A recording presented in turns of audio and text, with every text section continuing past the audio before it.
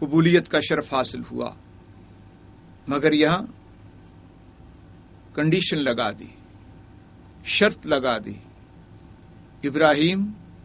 منصب نبوت، منصب امامت ان کا مقدر ہوگا،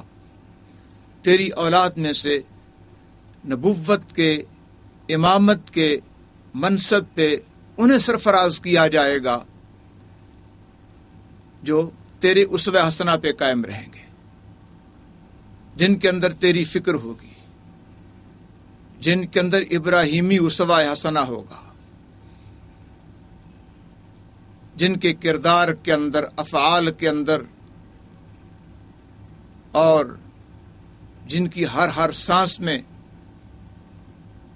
ابراہیمی فکر نمودار ہوگی، انہیں منصب نبوت اور منصب امامت پہ سرفراز کیا جائے گا۔ ادروائز جو تیرے راستے سے ہٹ گیا، تیری فکر سے ہٹ گیا، مقصد عقیدہ توحید سے ہٹ گیا، اور اس نے اس انداز سے میری بندگی نہ کی جس انداز سے تو نے کی ہے، تو میرا وعدہ ان کے لیے نہیں ہے، یہ وعدہ مشروط ہے۔ اور اسی لیے جناب ابراہیم علیہ السلام کے لخت جگر جناب اسحاق علیہ السلام کے پوتے حضرت یعقوب علیہ السلام جب آخری وقت آتا ہے، موت سے واسطہ پڑتا ہے، ام کنتم شہداء اذ حضر یعقوب الموت، جب جناب یعقوب علیہ السلام دنیا سے رخصت ہوا چاہتے ہیں، اذ قال لبنیہ ما تعبدون من بعدی، اپنے بیٹوں کو بلاتے ہیں، اپنی آل کو بلاتے ہیں، جنہیں بنی اسرائیل کہا جاتا ہے۔ اسرائیل حضرت یعقوب علیہ السلام کا لقب ہے، اور ان کی اولاد کو بنی اسرائیل کا نام دیا جاتا ہے۔ فرمایا ما تعبدون من بعدی، میرے بیٹو میرے بعد کس کی بندگی کرو گے، کس کی پوجا کرو گے، کس کی عبادت کرو گے؟ قالوا نعبد الہک و الہ آبائک ابراہیم و اسماعیل و اسحاق الہا واحد ونحن لہ مسلمون، ابا جان ہم نعبد الہک، ہم تیرے معبود، و الہ آبائک ابراہیم و اسماعیل و اسحاق، اور تیرے آباء و اجداد ابراہیم، اسماعیل اور اسحاق کے الہ کی بندگی کریں گے۔ الہ واحد، جو ایک الہ ہے، جس الہ کی ابراہیم، اسحاق اور اسماعیل علیہ السلام بندگی بجا لاتے رہے، ہم اسی کی بندگی کریں گے، اسی راستے پہ قائم رہیں گے۔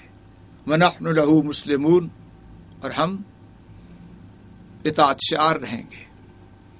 ہم اللہ کے ساتھ کسی کو شریک نہیں ٹھہرائیں گے، ہم اپنے باپ دادا کی طرح مطیع و فرما بردار رہیں گے۔ اور ادھر دیکھیے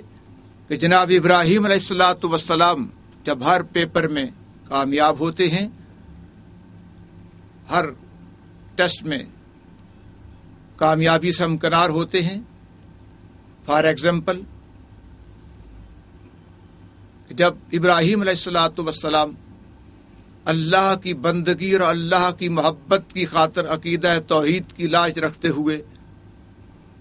ہزاروں سال قبل وقت کی حکومت آپ کے خلاف ہے، عوام خلاف ہے، باپ خلاف ہے، غرض پوری دنیا ابراہیم کی مخالفت میں متحرک ہے۔ جرم کیا ہے کہ ابراہیم ایک الہ کی بندگی کیوں بجا لاتا ہے؟ اس دور میں ہمارے معبودوں کی نفی کرتے ہوئے، ہمارے خداؤں کی، خود ساختہ خداؤں کی نفی کرتے ہوئے، ابراہیم ایک اللہ کی بندگی کرتا ہے، ایک اللہ کو پوجتا ہے، یہ بات ہمیں ناگوار ہے۔ دیکھیے جرم بھی کیسا انوکھا ہے اور سزا اس سے بھی انوکھی۔ ابراہیم کسی چیز کی پرواہ نہیں کرتے، نہ فوج ہے، نہ حکومت ہے، نہ آپ کا کوئی گروہ ہے، نہ آپ کو سیاسی اور عوامی یا اور کسی قسم کی حمایت حاصل ہے۔ سب سے بڑا حمایتی باپ ہوتا ہے، باپ ہی مخالف ہے۔ سب سے پہلے باپ سے ٹکر لی، باپ نے گھر سے نکال دیا۔ جب باپ ہی آپ کا ساتھ نہیں دے رہا تو اور کون ساتھ دے گا؟ مگر جناب ابراہیم علیہ الصلوۃ والسلام ادنی وسائل کے باوجود اللہ کی ذات پہ بے پناہ ایمان ہے، اللہ کی ذات پہ اس قدر پختہ ایمان ہے کہ کسی چیز کی پرواہ نہیں کرتے۔ باپ مخالف ہے، برادری مخالف ہے، شہر والے مخالف ہیں، حکومت مخالف ہے، حتیٰ کہ پوری دنیا آپ کی دشمن ہے، کوئی آپ کا حمایتی نہیں ہے، کوئی آپ کی دلجوئی کرنے والا نہیں ہے، آپ کو کسی قسم کی کسی طرف سے بھی کوئی حمایت اور سپورٹ حاصل نہیں ہے، مگر جناب ابراہیم علیہ الصلوۃ والسلام اس قدر جرت اور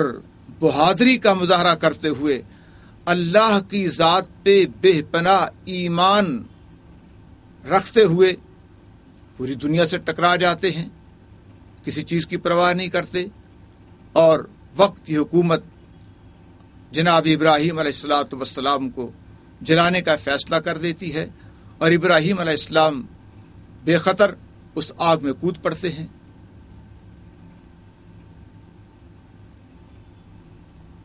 آخر کیوں؟ اور ابراہیم علیہ الصلوۃ والسلام کو اپنی جان کی ضرورت نہیں تھی۔ جناب ابراہیم علیہ السلام کسی چیز کو خاطر میں نہ لائے اور پوری جرت کے ساتھ آگ میں کود پڑے۔ تو اللہ تعالیٰ بھی دیکھ رہا ہے کہ ابراہیم کو میری ذات اس قدر ایمان ہے، اعتماد ہے، توکل ہے، بھروسہ ہے کہ ابراہیم نے محبت کی انتہا کر دی اور ساری محبتوں کو ٹھکراتے ہوئے میری محبت کی خاطر، عقیدہ توحید کی خاطر ابراہیم نے آگ میں چھلانگ لگا کے، آگ میں کود کے پوری انسانیت کی لاج رکھ لی۔ آج ابراہیمی اسوہ ہم سے یہ تقاضا کرتا ہے، ہم سے یہ ڈیمانڈ کرتا ہے کہ اگر زندگی میں، ہماری زندگی میں کوئی ایسا نازک لمحہ آ جائے اور جناب محمد الرسول اللہ صلی اللہ علیہ وسلم نے ارشاد فرمایا، ان قتلتا او حرکتا لا تشرک باللہ، یہ نہیں کہا ان قتلتا، فرمایا اگر تیرے ٹکڑے ٹکڑے کر دیے جائیں،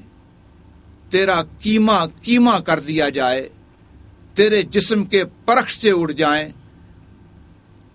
اس بات کے لیے تمہیں آمادہ کیا جائے، مجبور کیا جائے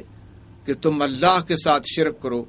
تم اپنے جسم کے ٹکڑے کروا لینا، اپنا کیما بنوا لینا، دنیا کی ہر مصیبت اور ہر آزمائش کو